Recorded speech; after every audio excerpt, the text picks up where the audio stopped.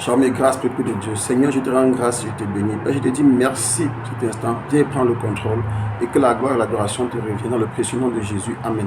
Bien-aimé, le Seigneur veut s'adresser aujourd'hui au prophète indigne. Dans le livre de Jérémie, chapitre 23, à partir du verset 9, il est écrit: sur les prophètes, mon cœur est brisé au-dedans de moi. Allons au verset 10. Il dit: car le pays est rempli d'adultère, le pays est en deuil à cause de la malédiction. Des plaintes du désert sont desséchées. Ils courent au mal.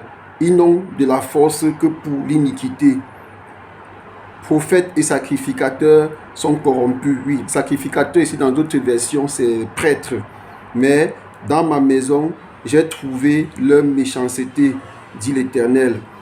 Bien-aimé, on sait qu'il y a certains hommes de Dieu, avant d'être ordonnés, ils doivent d'abord passer par un pacte avec celui qu'ils appellent le grand maître. Or, nous savons que le grand maître, c'est Satan. Donc, comment est-ce qu'un individu qui va signer avec Satan peut-il véritablement servir Dieu?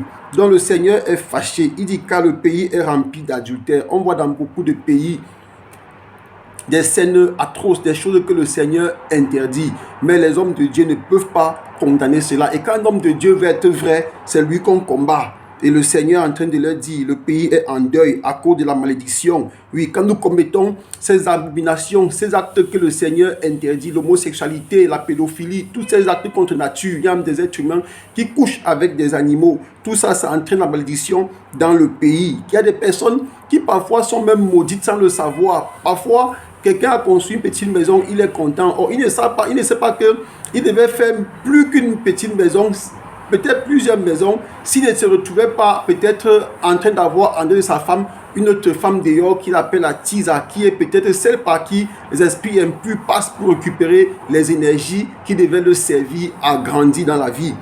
Et pour la suite, il dit: les plaintes du désert sont dressées. Ils courent du mal au mal. Ils n'ont de la force que pour l'iniquité. Donc, ils ne commettent que des iniquités, des actes qui sont interdits. On a parlé par exemple des juges iniques une autre fois. Il y a des hommes de Dieu, quand vous venez devant eux avec un problème, ils tranchent en faveur de celui qui finance beaucoup plus l'église.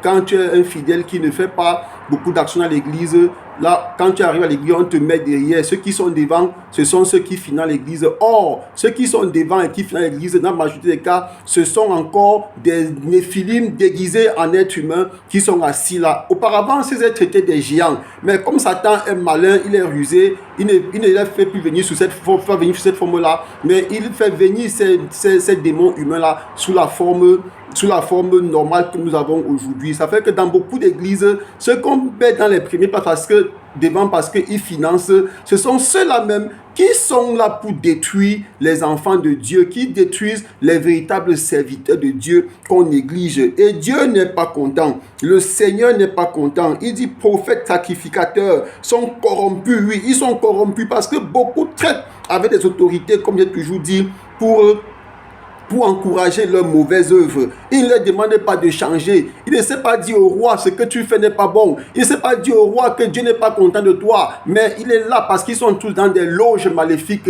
Ils font des actes contre nature à des heures sombres de la nuit. Ils encouragent des mauvaises choses dans la nation. C'est vrai que certaines nations ne peuvent pas avancer malgré les richesses, les ressources que les nations ont. Elles ne peuvent pas avancer parce que les hommes de Dieu sont devenus des corrompus. Ils ont vendu leur manteau. Et le Seigneur dit: même dans ma maison, j'ai trouvé leur méchanceté d'Éternel. On a parlé tout à l'heure que dans certaines églises, on prend des personnes qui financent, on met devant parce qu'eux ils financent, et ceux qui méritaient d'être aux premières places, on les met derrière. Or, malheureusement, ceux-là qui financent et qu'on met devant, ce ne sont pas toujours des enfants de Dieu, ce sont des enfants de Satan, et ils contrôlent l'église du sommet jusqu'à la base. C'est pour ça que beaucoup d'églises, même s'il y a des êtres humains là-bas dedans, ce sont que des âmes qui sont utilisées par le monde maléfique, parce que la plupart des temps, il y a aussi des démons qui remplissent l'église, et ainsi l'église ne peut pas avancer spirituellement. Les enfants de Dieu qui arrivent, on les détourne, on les récupère, on prend les énergies sans qu'ils ne s'en rendent compte.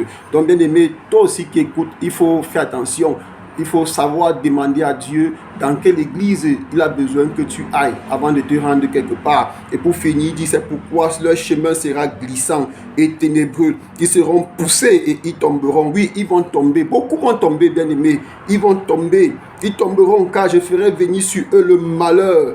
Oui, le Seigneur va les châtier, le Seigneur fera venir sur eux le malheur. Mais cependant, en attendant cela, repentez-vous. Mais on sait aussi que certains sont déjà en train d'être frappés. On a vu déjà depuis un dernier des fausses églises qui brûlaient. On a vu des inondations partout. On a aussi vu, bien aimé, que Dieu est en train d'afficher certaines personnes. On voit même des fémans qui finissent dans des églises, qui sont en train de tomber. On est en train de voir Dieu en train de frapper à tous les niveaux. On voit certains qui commettent des actes contre nature qui sont en train de tomber. J'ai pris pour toi, bien-aimé, que tu changes afin de ne pas subir le châtiment de l'Éternel.